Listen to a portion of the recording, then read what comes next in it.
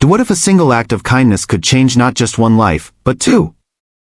This isn't just a story about charity, it's a story about second chances, about seeing the invisible, and about how hope often starts with the smallest decision. Stay with us. You're about to witness how a stranger's hand can rewrite someone's future. Before we dive in, don't forget to subscribe if you believe in stories that remind us of the good we can do in this world. The city was bathed in the fading light of an October evening. Seattle, already drenched in drizzle all day, now wore a sheen of silver beneath the glow of street lamps. The cafe where Elliot Monroe sat was tucked into a quiet street, away from the noisy rush of the city center. The murmur of conversations drifted through the cool air, but Elliot heard none of it. His world had shrunk to the outline of his coffee cup, the chipped porcelain rim cold under his thumb. Elliot, 64, wore his grief like an old overcoat, familiar, worn at the edges, heavy. His wife Margaret had been gone for nearly 2 years, and yet the seat across from him still felt occupied by her memory. Even the way he sat, shoulders slightly curled inward, eyes low, seemed like a defense against the emptiness. He reached for his coat, meaning to leave, when a soft, uncertain voice reached him. Excuse me. I'm sorry to bother you." Standing a few feet away was Hannah. Early 20s. Pale from exhaustion but cheeks flushed with cold. Strands of dark hair clung to her face, escaping the hood of a worn sweatshirt. In her arms, bundled tight in a faded blue blanket, slept a baby, his tiny nose pink from the chilly air. "I don't mean to intrude," she continued, her voice quiet but steady, "but could I maybe have what you're not eating?" For a moment Elliot didn't move.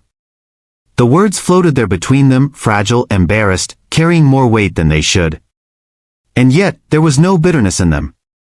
No practiced manipulation like he'd seen from beggars downtown. Only tired dignity. An ache, but not anger. Slowly, Elliot pushed his plate toward the edge of the table. Then he stopped. "No," he said gently. "Sit. Join me. Let's order something warm. Fresh." Hannah blinked in surprise, her gaze flicking down to her son, then back at him. Suspicion warred with hunger in her expression. After a beat of hesitation, she slid into the chair, careful not to jostle the baby too much. The child stirred, making a soft, breathy sound before sinking back into sleep. Elliot flagged down the waiter with a practiced ease he hadn't used in months. "2 soups. And bread. Hot. Please." As the bowls arrived, steam curling like ghosts between them, the silence softened. Hannah lifted the spoon slowly, as if waiting for someone to tell her it was a mistake to accept. When she tasted the first bite, her eyes closed briefly. Relief mixed with shame. "I don't usually do this," she murmured, almost to herself. "I believe you," Elliot replied. Bit by bit, her story came out, not like a confession, but like a dam giving way under gentle pressure. She'd left her boyfriend months ago. Violent. Controlling. The kind of man who made apologies sound like threats. She'd been sleeping in a women's shelter, balancing exhaustion and fear. The baby, Noah, was 8 months old. Tomorrow, she was supposed to interview for a housekeeping job at a mid-range hotel downtown. "I'm not scared of working hard," she said. I'm scared of being invisible. Of them seeing nothing but a girl with a baby and problems." Elliot didn't respond right away. He watched her cradle Noah with surprising tenderness for someone who looked so brittle herself. There was something in her eyes, a spark, faint but alive, that reminded him of Margaret. The same fierce refusal to be broken, no matter how cracked the edges. Finally, he reached into his coat pocket and fished out his wallet. Not cash, though part of him wondered if that would have been simpler, but a worn business card. The lettering was slightly faded, the corners soft. He flipped it over and scribbled a name and number on the back. "I helped start a foundation years ago with my wife," he said, voice rough around the edges. "They help people start over. Single moms. Families. People who just need a beginning again." She stared at the card like it was a fragile piece of glass. "I don't want charity," she whispered, barely audible. "Neither do I," Elliot said softly. "Call her. Or don't. Your choice." He hesitated. "I am the hotel. I'll make a call." I won't ask them to give you the job. Just to see you. Really see you. The baby stirred again. Hannah pulled him closer, kissed the top of his tiny head, then looked at Elliot with eyes that, for the first time that night, weren't full of apology, but something closer to gratitude. They parted under the yellow glow of the street lights. No promises. No guarantees. But something unspoken passed between them. A beginning. The letter. It was late spring by the time Elliot Monroe found the envelope resting among the usual stack of bills and catalogs. His name was written in careful, deliberate handwriting, the kind that suggests someone who doesn't often write letters anymore. No return address. Just his name. Elliot Monroe. He almost missed it, distracted by the low hum of morning radio and the comforting bitterness of his coffee. But something about the paper made him pause, the weight of it, maybe, or the slight curve where it had been folded by uncertain fingers. With a frown of curiosity he slid it open. Inside, a single sheet of lined notebook paper, creased and worn. The ink had smudged slightly in places, likely from damp fingers or tears. He unfolded it gently like an old photograph found in an attic, afraid that too much pressure might make it disappear entirely. The words were simple. Dear Mr. Monroe, I hope you remember me. My name is Hannah. We met outside that little cafe months ago, the night you bought me soup and gave me your card. I've carried it in my pocket every day since. For weeks, I thought about calling your friend at the foundation. I kept telling myself I didn't need help, that I could do it on my own. But I couldn't. And eventually, I did call. Elliot's hand gripped the letter tighter, the paper crinkling softly under his fingertips. His heart beat slower, heavier as he kept reading. I wanted you to know that I got the job at the hotel. The manager told me they weren't sure about hiring me at first, but someone called ahead and said I deserved a chance. Just a chance. I work the early shifts now, which means I'm usually out the door before sunrise, but I don't mind. Work feels good. It makes me feel like I'm part of the world again. A few weeks after that I got a place. Nothing fancy, but it's ours. Noah has his own crib now. Not a borrowed one from the shelter, a real one. You should see the way he kicks his feet in the mornings like he's laughing with the sun. Elliot felt something stir beneath his ribs, something he'd almost forgotten was there. That peculiar ache of tenderness, sharp and beautiful all at once. I also started classes. Just a few nights a week. I want to be a nurse one day. It's scary. Every time I sit at that desk, I think someone's going to tell me I don't belong there. But then I remember that night, when you didn't look at me like I was broken. You looked at me like I was possible. The rain began tapping against the window, soft and steady, like quiet applause from the sky. I just wanted to say thank you. For the soup. For the call. For not making me feel like I was asking for a favor, but reminding me that asking for help doesn't make you weak, it makes you brave. I don't know if you believe in second chances, but I do now.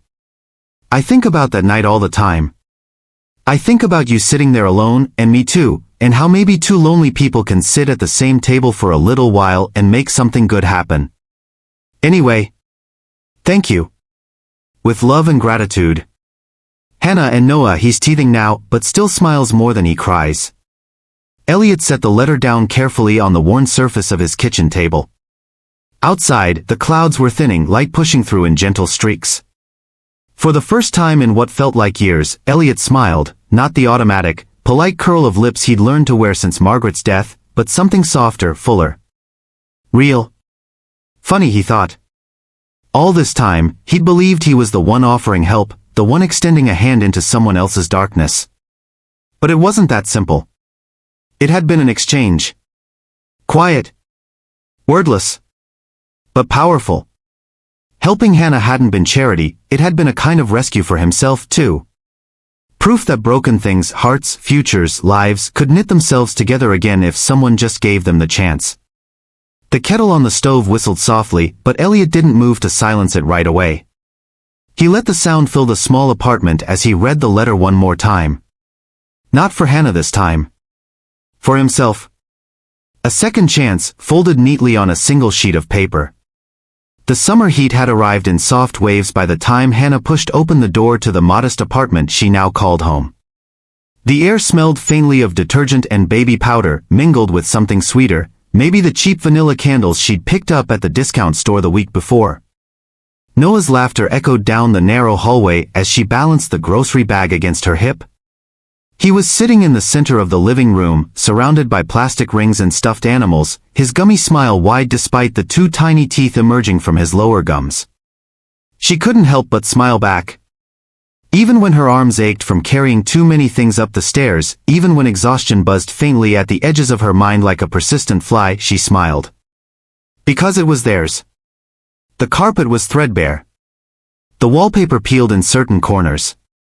But this wasn't a borrowed cot in a shelter or the corner of a cold waiting room anymore. This was theirs. And soon maybe more could be theirs.